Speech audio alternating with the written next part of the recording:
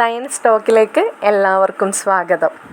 കേസുകളെല്ലാം കഴിഞ്ഞ് പുറത്തിറങ്ങിയ രോഹിത്തിനോട് ബാലചന്ദ്രൻ പറയുന്നുണ്ട്, ഇനിയെങ്കിലും നല്ല രീതിയിൽ എല്ലാവരോടും പെരുമാറാനും സ്നേഹത്തോടു കൂടി മറ്റുള്ളവരോട് സംസാരിക്കാനുമെങ്കിലും നീ പഠിക്കണമെന്ന്. രോഹിത് ഒന്നും തന്നെ പറയാതെ കുമ്പിട്ട് നിൽക്കുകയാണ്. ബാലചന്ദ്രൻ വീണ്ടും പറയുന്നുണ്ട്, ഇങ്ങനെ നിന്നതുകൊണ്ട് കാര്യമില്ല രോഹിത്തെ. നീ ഒരുപാട് തരം താഴ്ന്നാണ് ഇത്രയും കാലം ജീവിച്ചിരുന്നത്. ആര് എന്തൊക്കെ പറഞ്ഞു തന്നാലും അതെന്നോടല്ല എന്നൊരു ഭാവമായിരുന്നു നിനക്ക്. ഇനിയും അതുമായി മുന്നോട്ട് പോയാൽ ഇനിയും നീ ഒരേ വീഴ്ചകളിൽ ചെന്നുപെടും. നിന്റെ കൂട്ടുകെട്ടുകൾ നിന്നെ ഒരുപാട് താളം തെറ്റിച്ചിരിക്കുന്നു. മറ്റൊരു കാര്യം കൂടി നിന്നോട് പറഞ്ഞോട്ടെ, നീ എത്രയൊക്കെ ഉപദ്രവിക്കാൻ ശ്രമിച്ചിട്ടും അലീന അവളൊരു ആള് കാരണം മാത്രമാണ് നീ ഇന്നിവിടെ ഇങ്ങനെ നിൽക്കുന്നത്. അതുകൂടി നീ മനസ്സിലാക്കണം.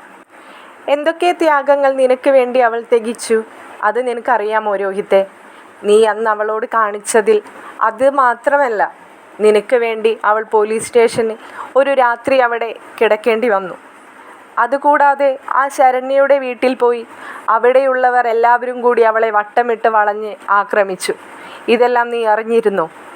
അവളെ ആ മണ്ണെണ്ണയൊഴിച്ച് അന്നവർ തീ വെച്ചിരുന്നുവെങ്കിൽ നമ്മൾ ആരോട് ചെന്ന് പറയുമായിരുന്നു?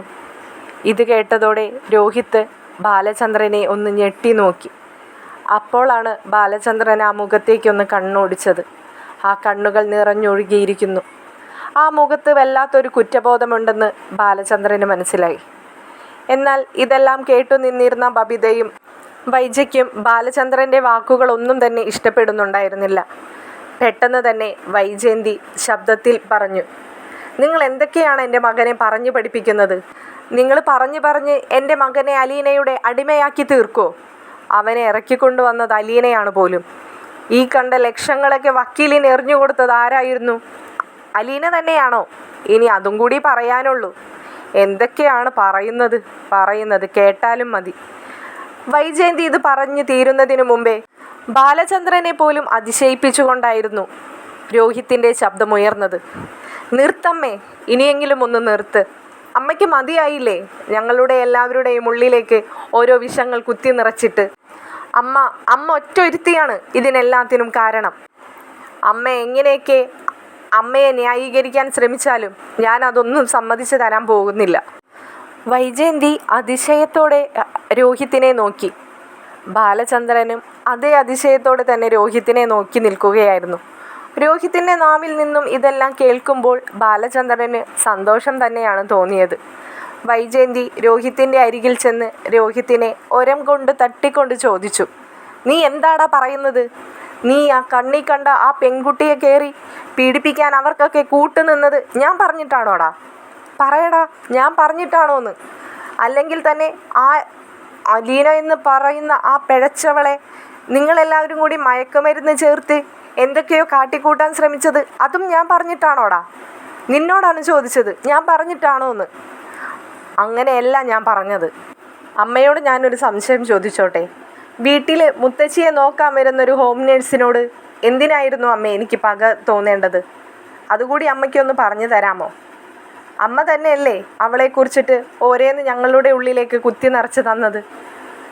പോരാത്തതിന് അവൻ്റെ ആ വാക്കുകളും എല്ലാം കൂടി കേട്ടിട്ടാണ് അന്ന് അലീനയോട് അങ്ങനെയൊക്കെ ചെയ്യേണ്ടി വന്നത്. ഇതേ സമയത്തായിരുന്നു കേസിൽ നിന്നും ഒഴിവാക്കി തിരിച്ചു കൊണ്ടുവന്ന രോഹിത്തിനെ കാണാനായി ഗംഗാധരനും ആ വീട്ടിലേക്ക് കയറി വന്നത്. ഇതെല്ലാം കേട്ടുകൊണ്ട് കയറി വരുന്ന ഗംഗാധരനും അതേ അഭിപ്രായത്തോടെ തന്നെ വൈജയോട് പറഞ്ഞു, സന്തോഷമായില്ലേ വൈജയ്ക്ക്? ഇനിയിപ്പോൾ ഇതെല്ലാം ആരുടെ വായിൽ നിന്നും കൂടിയാണ് കേൾക്കേണ്ടത്? ഈ നിൽക്കുന്നവളുടെയോ? ബബിതയെ ചൂണ്ടിക്കൊണ്ട് ഗംഗാധരൻ ചോദിച്ചു. എങ്കിൽ അത് നീ പ്രതീക്ഷിക്കണ്ട. ആ കാര്യത്തിൽ നീ ജയിക്കും. കാരണം അവൾ നിന്നെപ്പോലെ നിന്റെ പാത പിന്തുടർന്ന് നടക്കുന്നവളാണ്. അവൾ ശരികളെ കണ്ടാൽ അവിടെ കണ്ണടച്ചുകൊണ്ട് തെറ്റായ വഴിയാണെന്ന് അറിഞ്ഞിട്ടും ആ വഴിക്ക് പോകുന്നവളാണ്.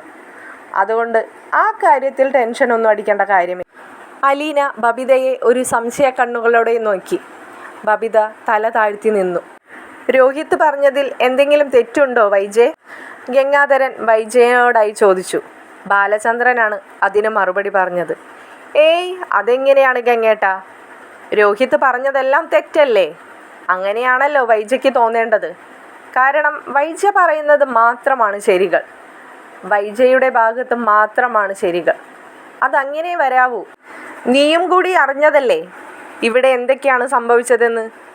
വക്കീലിനെ കാണാൻ പോകുന്നതും DYSPയെ കണ്ട് സംസാരിക്കുമ്പോഴും ഓരോ രാഷ്ട്രീയക്കാരുടെ പിന്നാലെ ഞങ്ങൾ നടക്കുമ്പോഴുമെല്ലാം അവരിൽ നിന്നും കിട്ടിയിരുന്ന മറുപടി എന്താണെന്ന് നിന്നോട് വന്ന് എല്ലാവരും പറഞ്ഞിരുന്നതല്ലേ.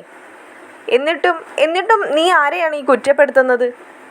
അലീന തന്നെയല്ലേ തുനിഞ്ഞിറങ്ങിയത്? അതൊന്നും സമ്മതിച്ചു തരാൻ കഴിയുന്നില്ല. സമ്മതിക്കണമെന്നില്ല വൈജയ്, വിമർശിക്കാതെങ്കിലും നിനക്കിരിക്കാം. അല്ല ഗംഗേട്ടന് പോലും ഇത്രയും വിവരമില്ലാതെയാണോ സംസാരിക്കുന്നത്? അലീന എന്ത് ചെയ്തു എന്നാണ് ഈ പറയുന്നത്? അപ്പോൾ വക്കീലിന് കൊടുത്ത ഈ ക്യാഷ് മുഴുവൻ അലീനയാണോ കൊടുത്തത്? എൻ്റെ പൊന്ന് വൈജയ്, ഒരു 15 ലക്ഷം രൂപ ഞാൻ നിൻ്റെ കയ്യിലേക്ക് വെച്ച് തരാം. അത് വക്കീലിന് കൊടുത്തിട്ട് ഹരിയെ കൂടി നിനക്കൊന്ന് പുറത്തിറക്കി തരാമോ? എങ്കിൽ വക്കീലിൻ്റെ മിടുക്കല്ല, നിൻ്റെ മിടുക്കാണെന്ന് ഞങ്ങൾ സമ്മതിച്ചു തരാം. വൈജയന്തിയുടെ വായ അടച്ചു മൂടുന്നത് പോലെയായിരുന്നു ഗംഗേട്ടൻ്റെ ആ മറുപടി. വൈജയ്ക്ക് പിന്നെ ഒന്നും പറയാൻ പറ്റാത്ത അവസ്ഥയായി. വൈജ ഒന്നും പറയാതെ തന്നെ തൻ്റെ റൂമിലേക്ക് കയറിപ്പോയി. ബാലചന്ദ്രനും ഗംഗാധരനും രോഹിത്തിൻ്റെ നേരെ തിരിഞ്ഞു. രോഹിത്തിനോട് ഗംഗേട്ടൻ പറഞ്ഞു, രോഹിത്തെ, ഒരുപാട് വട്ടം നിന്നെ ഞങ്ങളെല്ലാവരും ഉപദേശിച്ച് തന്നതാണ്. തെറ്റായ വഴിയിൽ നടക്കരുതെന്നും അലീനയോട് വൈരാഗ്യത്തോടു കൂടി പെരുമാറരുതെന്നും. നീ അതൊന്നും അനുസരിച്ചില്ല. തെറ്റായ വഴിയിലൂടെ മാത്രം സഞ്ചരിച്ചു. അലീനയെ ഒരു കൊടും ക്രൂരയെന്നോ അല്ലെങ്കിൽ നിങ്ങൾക്ക് ഏറ്റവും വലിയ ശത്രുവെന്നോ അങ്ങനെ എന്തൊക്കെയാണ് നിങ്ങൾ കരുതിയിരുന്നത്. ഒരിക്കൽ ഞാൻ നിന്നോട് പറയാതെ പറഞ്ഞതാണ്, നിങ്ങൾ ഒരു കാലത്ത് അറിയേണ്ട ഒരു സത്യമുണ്ടെന്നും ആ സത്യങ്ങളെല്ലാം അറിയുമ്പോൾ നീ ഒരുപാട് കുറ്റബോധം കൊണ്ട് നിനക്ക് അവളുടെ മുഖത്ത് നോക്കാത്ത അവസ്ഥ വരുമെന്നും. ഇപ്പോഴും അതേ വാക്ക് തന്നെയാണ് ഞാൻ പറയുന്നത്. കുറ്റബോധം കൊണ്ട് മാത്രമല്ല, നാണക്കേട് കൊണ്ടും നിനക്ക് അവളുടെ മുഖത്ത് നോക്കാൻ പറ്റാതെയാവും. അതുകൊണ്ട് കൂടി പറയുകയാണ്, മിത്രമായി കാണണ്ട, ശത്രുവായി കാണാതിരിക്കണം. അങ്കിളെ, എനിക്ക് ആരോടും എനിക്കൊരു ദേഷ്യമോ ശത്രുതയോ ഒന്നുമില്ല. എന്നെ നിങ്ങൾ പഴയ രോഹിത്തായി കാണാതിരുന്നാൽ മാത്രം മതി. ഒരമ്മയെയും പെങ്ങളെയും തിരിച്ചറിയാത്തവനായി നിങ്ങൾ എന്നെ ആ കണ്ണിലൂടെ കാണരുത്. എടാ, ഞങ്ങളാരും നിന്നെ അങ്ങനെ പറഞ്ഞിട്ടില്ല. അങ്ങനെ പറഞ്ഞു എന്നല്ല അങ്കിളെ. എനിക്കെല്ലാവരെയും മനസ്സിലാകുന്നുണ്ട്, എല്ലാവരെയും. മോനെ, ഒരു കാര്യം കൂടി പറയട്ടെ. നമ്മളെല്ലാവരെയും മനസ്സിലാക്കിയത് കൊണ്ട് മാത്രം അതിലൊരർത്ഥമില്ല. ചിലർ പറയുന്നത് കേട്ടിട്ടുണ്ട്, മനസ്സിലാണ് സ്നേഹമെന്ന്. ആ സ്നേഹത്തിന് എന്താണ് വില കാണുന്നത്? ഒരുപാട് സ്നേഹം പ്രകടിപ്പിച്ച് കാണിക്കണമെന്നല്ല. നമ്മൾക്ക് ഒരാളോട് ബഹുമാനമുണ്ടെങ്കിൽ അത് മനസ്സിൽ വെക്കണമെന്നല്ല, അയാളോട് അത് പ്രകടിപ്പിക്കുക തന്നെ വേണം. അതുപോലെ അലീന നിൻ്റെ ചേച്ചിയാണെന്ന് നീ മനസ്സുകൊണ്ട് ഉറപ്പിച്ച് തന്നെ നിൽക്കണം. അവളോട് ആ ഒരു ബഹുമാനം നീ കാണിക്കുകയും വേണം. ബാലചന്ദ്രൻ രോഹിത്തിനോടായി പറഞ്ഞു, രോഹിത്തെ, നീ അറിയാത്തൊരു രഹസ്യം നിന്നോട് മാത്രമായി ഉടനെ തന്നെ ഞാൻ പറഞ്ഞത് മനസ്സിലാക്കി തരുന്നതായിരിക്കും. അതുകൂടി അറിയുമ്പോൾ ഞങ്ങൾ ഈ പറയുന്നതിൻ്റെ അർത്ഥം എന്താണെന്ന് നിനക്ക് പൂർണ്ണമായും മനസ്സിലാകും.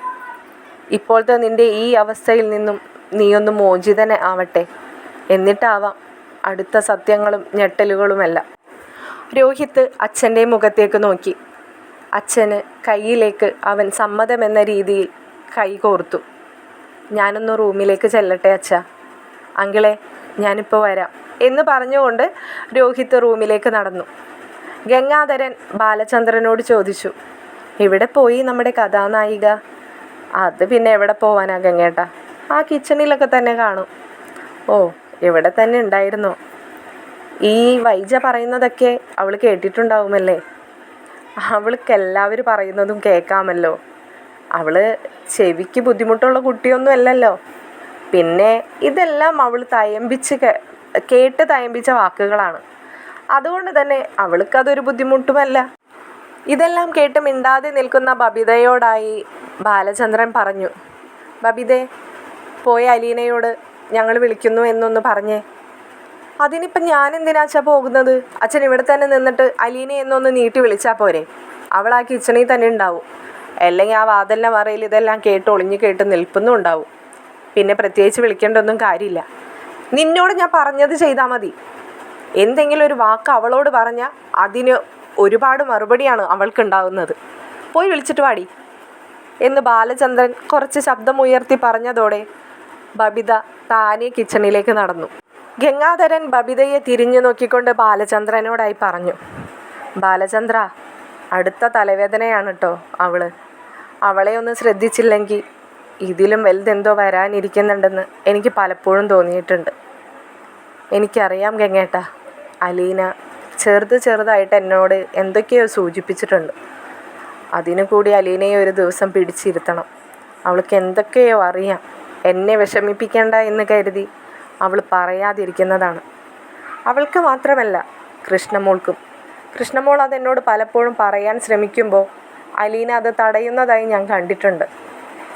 അങ്ങനെ തടഞ്ഞു വെച്ചിട്ട് കാര്യമില്ല ബാലചന്ദ്ര. അറിയാനുള്ളത് നേരത്തെ അറിയുക തന്നെ വേണം. എന്തെങ്കിലും ഉണ്ടെങ്കിൽ നീ അലീനയോട് നേരത്തെ കൂട്ടി ചോദിച്ചറിഞ്ഞോ? അല്ല, പറഞ്ഞ പോലെ കൃഷ്ണമോൾ എവിടെ? അവൾ ക്ലാസ് വിട്ട് വരാനാകുന്നതേ ഉള്ളൂ. അപ്പോൾ ബബിത ഇന്ന് പോയില്ലേ? ബബിതയ്ക്ക് ഇന്നെന്തോ ഉച്ചവരെ എന്തോ ഉണ്ടായിരുന്നുള്ളൂ എന്ന് പറയുന്നുണ്ടായിരുന്നു. അവൾ നേരത്തെ വന്നു. അപ്പോഴേക്കും ബബിത അലീനയുമായി അവരുടെ അടുത്തേക്ക് വന്നു. അലീന ഗംഗാധരനെ കണ്ടതും, ആ അങ്കിൾ എപ്പോഴാണ് വന്നത്? ഞാൻ കണ്ടില്ലായിരുന്നു. ഞാൻ പുറത്തായിരുന്നു.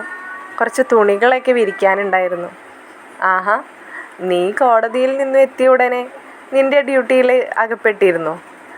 ഇല്ല അങ്കിളെ, ഞാൻ കോടതി പോയില്ലല്ലോ. ആ, നീ പോയില്ലായിരുന്നോ? ഇല്ല അങ്കിളെ, ഞാൻ പോയില്ല.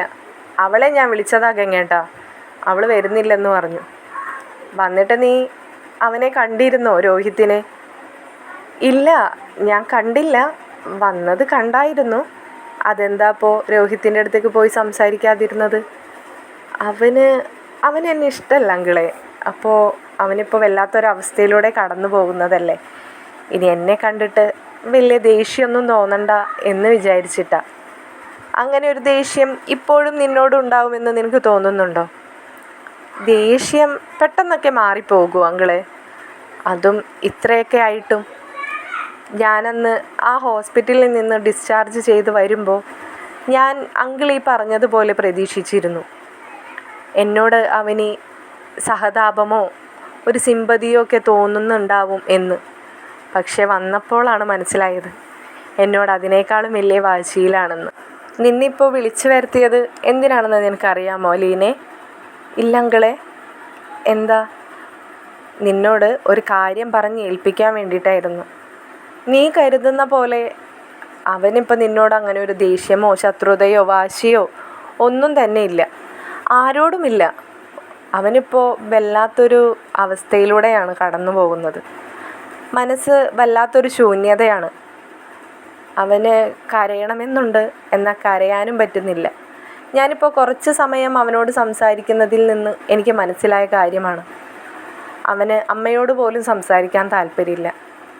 ആ ഒരു അവസ്ഥയെ നിനക്ക് തരണം ചെയ്ത് കൊണ്ടുപോകാൻ കഴിയുമെന്ന് എൻ്റെ മനസ്സ് പറയുന്നു. ഗംഗാധരൻ ഇത് പറഞ്ഞതോടെ ഇത് കേട്ട് നിന്ന ബബിതയ്ക്ക് വല്ലാത്തൊരു ദേഷ്യം തോന്നി. ബബിത ഗംഗാധരനോടായി പറഞ്ഞു, അങ്കിൾ എന്താണ് ഈ പറയുന്നത്? അങ്കിളിന് എന്താ പറ്റിയത്? അല്ലെങ്കിൽ തന്നെ അമ്മയ്ക്ക് കഴിയാത്തതാണോ ഇവൾക്ക് കഴിയുന്നത്? ഏട്ടന് എല്ലാവരേക്കാളും കൂടുതൽ സ്നേഹം തോന്നുന്നത് അമ്മയോടാണ്. അത് ഞങ്ങൾക്ക് എല്ലാവർക്കും പലപ്പോഴും തോന്നിയിട്ടുള്ളതാണ്. അമ്മയ്ക്കും അങ്ങനെ തന്നെയാണ്. എന്നിട്ടാണോ അങ്കിൾ പറയുന്നത് അമ്മയ്ക്ക് കഴിയാത്ത എന്തൊക്കെയോ കാര്യങ്ങൾ ഇവൾക്ക് കഴിയുമെന്ന്?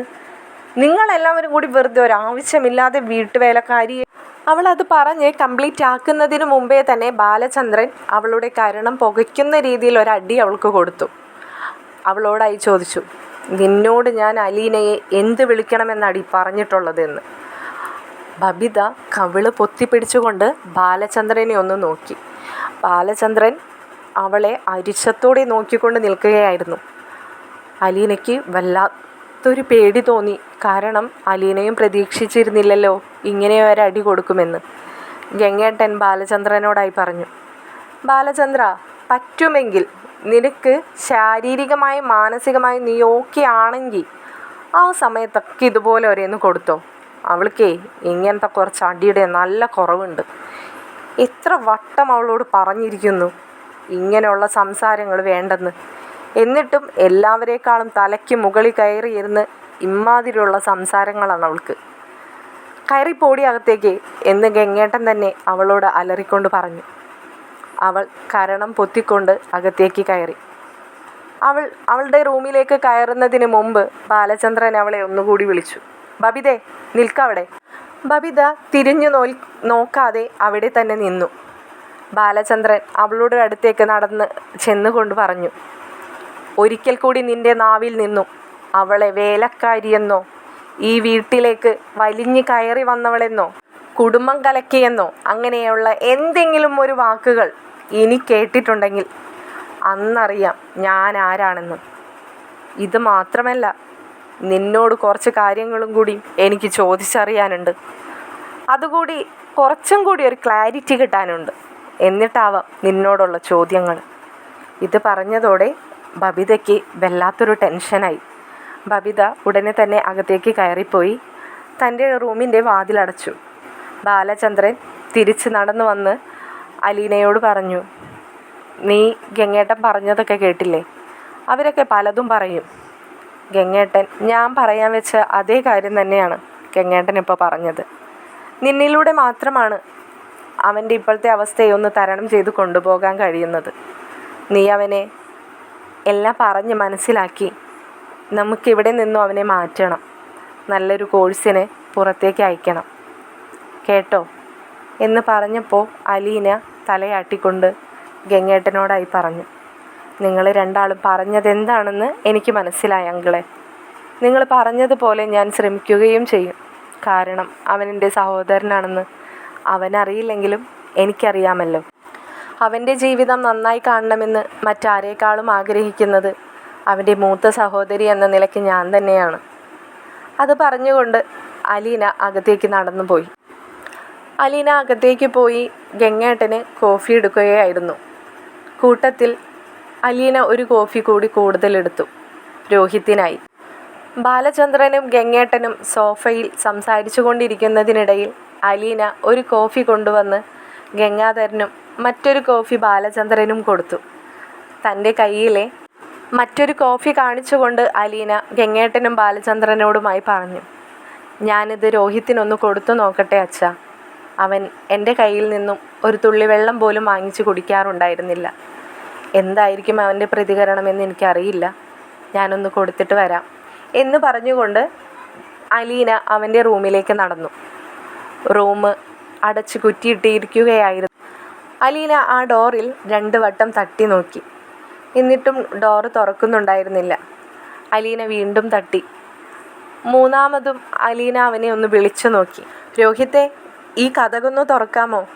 ഞാനാണ്, അലീനയാണ് പറഞ്ഞ് ഒരു 2 സെക്കൻഡിനകം തന്നെ രോഹിത്ത് വന്ന് ഡോറ് തുറന്നു. അലീന കയ്യിലുണ്ടായിരുന്ന കോഫി അവന് നേരെ നീട്ടി. രോഹിത്ത് ഒരു പരിഭവവും കൂടാതെ അലീനയിൽ നിന്നും ആ കോഫി വാങ്ങി. തന്നിൽ നിന്നും അവൻ കോഫി എടുത്തെന്ന് കണ്ടപ്പോൾ തന്നെ അലീനയ്ക്ക് വല്ലാത്ത സന്തോഷവും തന്നോട് അവന് പഴയൊരു ദേഷ്യമോ വിദ്വേഷമോ ഇല്ലെന്ന് മനസ്സിലാക്കി. കോഫിയും വാങ്ങി അകത്തേക്ക് നടന്നു പോയ രോഹിത്തിൻ്റെ പിന്നാലെ അലീനയും ആ റൂമിലേക്ക് കടന്നു. അലീന റൂമിലേക്കായി ചുറ്റും നോക്കി. റൂമിലാകെ ഇരുട്ട് പരന്നതുപോലെ. ലൈറ്റും ഇട്ടിട്ടില്ല. വിൻഡോയിലെ കർട്ടൻസും ക്ലോസ് ചെയ്താണ് ഇട്ടിരിക്കുന്നത്. അലീന രോഹിത്തിനോടായി ചോദിച്ചു, നീ എന്താടാ ഇങ്ങനെ? ഇതെന്താ ഇങ്ങനെ ഈ ഇരുട്ടത്തിങ്ങനെ ഇരിക്കുന്നത്? നിനക്ക് താഴെ വന്നിരുന്നൂടെ? അല്ലെങ്കിൽ ഇവിടെ ഒരു ലൈറ്റെങ്കിലും, അല്ലെങ്കിൽ ആ കർട്ടനെങ്കിലും ഒന്ന് ഉയർത്തി വെച്ചൂടെ നിനക്ക്? എന്തിനാ ഇങ്ങനെയൊക്കെ ഇരിക്കുന്നത് നീ? രോഹിത്ത് മറുപടി ഒന്നും അവളോട് പറഞ്ഞില്ല. അലീനയുടെ മനസ്സിൽ വല്ലാത്തൊരു സമാധാനം തോന്നി. കാരണം സാധാരണ നിലയിലായിരുന്നുവെങ്കിൽ എന്തിനെന്നോട് നീ ഇതൊക്കെ പറഞ്ഞ് പഠിപ്പിക്കുന്നു എന്ന് രോഹിത്ത് എപ്പോഴേ ചോദിച്ചേനെ. രോഹിത്തിനോടായി അലീന വീണ്ടും ചോദിച്ചു, രോഹിത്തെ, എനിക്കറിയാം നിൻ്റെ മനസ്സ് ഇപ്പോൾ ആകെ ശൂന്യമാണെന്ന്. നിനക്ക് എന്ത് ചെയ്യണമെന്നോ മറ്റുള്ളവരോട് എങ്ങനെ സംസാരിക്കണമെന്നോ നിനക്ക് അറിയാത്തൊരവസ്ഥയാണെന്ന്. അതിന് ഇതെല്ലാം ഒരു പോംവഴി. അത് നീ മാറ്റിയെടുക്കണം. മറ്റുള്ളവരോട് നല്ല രീതിയിൽ പെരുമാറി, നല്ല രീതിയിൽ സംസാരിച്ച് എല്ലാവരും ഇരിക്കുന്നതിനിടയിൽ നീ വന്നിരുന്ന്. അങ്ങനെയൊക്കെ അത് മാറിക്കിട്ടുള്ളൂ. അല്ലാതെ ഇങ്ങനെ ഈ ഇരുട്ടത്ത് വന്നിങ്ങനെ ഇരുന്നിട്ട് നീ എന്താണ് നേടാൻ പോകുന്നത്?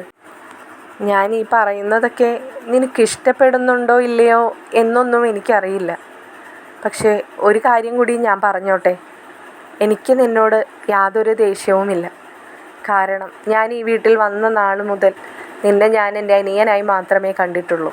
നീ എൻ്റെ അനിയൻ തന്നെയാണ് രോഹിത്തെ. നിനക്ക് എന്ത് സഹായം വേണമെങ്കിലും എന്നോട് ചോദിക്കാം. എന്നെക്കൊണ്ടാകുന്നതെന്തും ഞാൻ നിനക്ക് വേണ്ടി ചെയ്തു തരും എന്ന് പറഞ്ഞുകൊണ്ട് അലീന കുറച്ച് സമയം അവനെ തന്നെ നോക്കി നിന്നു. എന്നാൽ അവൻ തന്നെ തിരിഞ്ഞു പോലും നോക്കുന്നില്ലെന്ന് മനസ്സിലാക്കി അലീന തിരിച്ച് നടക്കാൻ ശ്രമിച്ചതും ബാക്കിൽ നിന്നും ചേച്ചി എന്നൊരു വിളിയായിരുന്നു അലീന കേട്ടത്. അലീന പെട്ടെന്ന് തന്നെ തിരിഞ്ഞു നോക്കിയപ്പോൾ രോഹിത്തായിരുന്നു. രോഹിത്ത് കണ്ണുകൾ നിറഞ്ഞുകൊണ്ട് അലീനയെ നോക്കി നിൽക്കുന്നുണ്ട്. അലീന ഒന്നുകൂടി അവൻ്റെ അടുത്തേക്ക് നടന്നു. എന്തു പറ്റി? എന്നോട് ക്ഷമിക്കണം. ഞാൻ ഒരുപാട് തെറ്റുകൾ ചെയ്തിട്ടുണ്ട്. എല്ലാവരേക്കാളും ഞാൻ നിങ്ങളെയാണ് ചേച്ചിയാണ് ഞാൻ ഉപദ്രവിച്ചത്. എന്നിട്ടും എങ്ങനെയാണ് എന്നോടിങ്ങനെ സഹിക്കാനും പൊറുക്കാനും എനിക്ക് വേണ്ടി ഇതെല്ലാം ചെയ്തു തരാനും തോന്നിയത്? അച്ഛൻ പറഞ്ഞിരുന്നു ഞാനത് ചെയ്തിട്ടില്ലെന്ന്. മറ്റാരേക്കാളും അച്ഛനോട് തറപ്പിച്ച് പറഞ്ഞത് ചേച്ചിയാണെന്ന്. ഒരിക്കൽ ഞാൻ ചേച്ചിയുടെ നേരെയും ആ പ്രവൃത്തി ചെയ്തതാണ്. എന്നിട്ടും എങ്ങനെയാണ് എന്നെ ഇങ്ങനെ വിശ്വസിക്കാൻ കഴിഞ്ഞത്? എനിക്കറിയാമായിരുന്നു നീ ആരുടെ കൂട്ടുകൂടിയാലും നീ എങ്ങനെയൊക്കെ ശ്രമിച്ചാലും നിന്നെക്കൊണ്ട് ഇതിനൊക്കെ സാധിക്കില്ലെന്ന്. അത് മറ്റാരേക്കാളും നന്നായി ഞാൻ മനസ്സിലാക്കിയതുമാണല്ലോ. അതുകൊണ്ട് തന്നെ അലീനയ്ക്ക് മുമ്പിൽ നിറഞ്ഞ കണ്ണുകളും തൊഴുതു പിടിച്ച കൈകളുമായി രോഹിത്ത് കുറേ സമയം നിന്നു. ആ കൈകളിൽ കയറി അലീന പിടിച്ചു.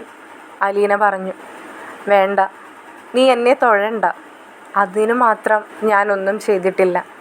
തെറ്റ് ചെയ്യാത്ത ഒരാൾ ശിക്ഷിക്കപ്പെടരുതെന്ന് മാത്രമേ ഞാൻ ശരണ്യയോട് പറഞ്ഞുള്ളൂ. അവൾക്ക് അത് ബോധ്യപ്പെട്ടു. അത് മാത്രമാണ് ഞാൻ ചെയ്തത്. ഇവിടെ നിന്നും ആർക്കും ശരണ്യയെ പോയി കാണാനോ സംസാരിക്കാനോ പറ്റാത്തൊരു അവസ്ഥയായിരുന്നു. അത് എനിക്ക് കഴിയുമായിരുന്നു. അതുകൊണ്ട് മാത്രമാണ് ഞാനതൊക്കെ ചെയ്തത്. അല്ലാതെ എല്ലാവരും പറയുന്ന പോലെ ഞാനൊന്നും ചെയ്തിട്ടില്ല രോഹിത്തെ. നീ അതോർത്തിട്ട് മാത്രമാണ് എന്നോട് ഈ കാണിക്കുന്ന സ്നേഹമെങ്കിൽ അത് വേണ്ട. അലീനയുടെ ശബ്ദം താൻ പോലും അറിയാതെ ഒന്നിടറി. അത് മനസ്സിലാക്കിക്കൊണ്ട് തന്നെ രോഹിത്ത് പറഞ്ഞു, ഇല്ല ചേച്ചി, അതുകൊണ്ട് മാത്രമല്ല. ഞാൻ ഒരുപാട് കാര്യങ്ങൾ മനസ്സിലാക്കാനുണ്ടെന്ന് അച്ഛൻ എന്നോടിപ്പോൾ പലപ്പോഴായി പറയുന്നു. അതിലെന്തൊക്കെയോ ഉണ്ടെന്ന് എൻ്റെ മനസ്സും പറയുന്നു. അല്ലാതെ എവിടെ നിന്നോ വന്ന ഒരു ഹോം നേഴ്സ് അല്ലെങ്കിൽ വീട്ടുജോലി ചെയ്യാൻ വന്ന ഒരു ജോലിക്കാരിക്ക് എന്തിനാണ് ഇത്രയൊക്കെ സഹിച്ചുകൊണ്ട് ആ വീട്ടിലെ തന്നോട് ദ്രോഹം ചെയ്ത ഒരാൾക്ക് വേണ്ടി ഇത്രയൊക്കെ ചെയ്തു കൊടുക്കാൻ കഴിയുന്നത്? അതൊക്കെ മനസ്സിലാക്കാനുള്ളൊരു ബുദ്ധി എനിക്കുണ്ടല്ലോ. പിന്നെ ഇവിടെ പലപ്പോഴും കേട്ടു പറഞ്ഞൊരു കഥയും അച്ഛൻ്റെ മകളാണെന്ന്. അങ്ങനെ അത് ഞാൻ വിശ്വസിച്ചോട്ടെ ചേച്ചി? അലീന ഞെട്ടിക്കൊണ്ട് രോഹിത്തിൻ്റെ മുഖത്തേക്ക് നോക്കി. അലീനയ്ക്ക് തിരിച്ചെന്ത് പറയണമെന്ന് പോലും അറിയാതെയായി. അലീന പറഞ്ഞു, നിനക്കെന്ത് വിശ്വസിക്കാനാണ് ഇഷ്ടം അത് നിനക്ക് വിശ്വസിക്കാം. പക്ഷേ നീ അറിയാത്തതായി ഇനിയും ഒരുപാട് സത്യങ്ങളുണ്ടെന്ന് മാത്രം നീ മനസ്സിലാക്കണം. രോഹിത്തെ, ഒരു കാര്യം കൂടി ഞാൻ പറഞ്ഞാൽ നിനക്കത് വിഷമമാവുമോ? അല്ലെങ്കിൽ ഞാനത് പറയുന്നത് തെറ്റാണെങ്കിൽ നീ എന്നോട് ക്ഷമിക്കണം. ചേച്ചി എന്തിനാണ് എന്നോട് ക്ഷമ ചോദിക്കുന്നത്? ഞാൻ ആ പഴയ രോഹിത്തല്ല. ചേച്ചിക്ക് എന്ത് വേണമെങ്കിലും എന്നോട് പറയാം. ചേച്ചി ആഗ്രഹിച്ചൊരു സഹോദരനായി ഞാൻ എന്നും ഉണ്ടാകും ഇവിടെ. രോഹിത്തെ, എനിക്കറിയാം നിനക്കൊരല്പം ബുദ്ധിമുട്ടുണ്ടാകുമെന്ന്. പെട്ടെന്നൊന്നും വേണമെന്നല്ല ഞാൻ പറയുന്നത്. ചേച്ചി എന്തായാലും കാര്യം പറഞ്ഞോ? രോഹിത്തെ, ശരണ്യയെ നീ ഒന്ന് പോയി കാണണം. ഒന്ന് കണ്ട് അവളെ ഒന്ന് സമാധാനിപ്പിക്കണം. നിന്നെക്കൊണ്ട് മാത്രമേ അതിന് കഴിയൂ. ചേച്ചി, എന്നോട് ഇതൊഴിച്ച് വേറെ എന്ത് കാര്യം പറഞ്ഞാലും ഞാൻ അനുസരിച്ച് കൊള്ളാം. ഇതെങ്ങനെയാണ് ചേച്ചി എന്നെക്കൊണ്ട് നടക്കുന്നത്? എനിക്ക് അവളെ കാണാനോ അവളുടെ ആ മുഖത്തേക്കൊന്ന് നോക്കാനോ ഉള്ള ധൈര്യം എനിക്കില്ല. എന്നെ ഇതിൽ നിന്നും ഒന്ന് ഒഴിവാക്കി തരണം ചേച്ചി. രോഹിത്തെ, നീ അവളെ അങ്ങനെയൊന്നും കാണരുത്. അവൾക്കൊന്നും സംഭവിച്ചിട്ടില്ലെന്ന് അവളെ പറഞ്ഞ് മനസ്സിലാക്കാൻ ശ്രമിക്കുന്നവരാണ് ഞങ്ങളെല്ലാവരും. അതിനിടയ്ക്ക് നീ അവളെ ആ രീതിയിലൊന്നും ചെന്ന് സംസാരിക്കരുത്. നീ നല്ല രീതിയിൽ നല്ലൊരു കൂട്ടുകാരനായിട്ട് വേണം അവളോട് സംസാരിക്കാൻ. അങ്ങനെയാണ് ഞാൻ ആഗ്രഹിക്കുന്നത്. എന്നോടൊപ്പം നീ വന്നാൽ മതി. നിന്നെ ആരും അവിടെ ഒന്നും ചെയ്യില്ല. കുറേ സമയത്തിന് ശേഷം അലീനയോടായി രോഹിത്ത് സമ്മതം മൂളി. ചേച്ചിയോടൊപ്പം എവിടെ വേണമെങ്കിലും വരാൻ ഞാൻ തയ്യാറാണ്. ശരി, ഞാൻ എന്തായാലും താഴേക്ക് പോട്ടെ. എപ്പോഴാണ് പോകേണ്ടതെന്ന് അച്ഛനോട് ചോദിച്ചതിന് ശേഷം ഞാൻ നിന്നോട് പറയാം എന്ന് പറഞ്ഞുകൊണ്ട് അലീന താഴേക്ക് ഇറങ്ങി പോവുകയാണ്. ഇതിൻ്റെ ബാക്കി വീഡിയോയുമായി ഉടൻ തന്നെ വരുന്നതായിരിക്കും. നിങ്ങൾക്ക് ഈ ചാനലും എൻ്റെ വീഡിയോസും ഇഷ്ടപ്പെടുന്നുണ്ടെങ്കിൽ ലൈക്കും കമൻറ്റും ചെയ്ത് ചാനൽ സബ്സ്ക്രൈബ് ചെയ്യാൻ മറക്കരുതേ.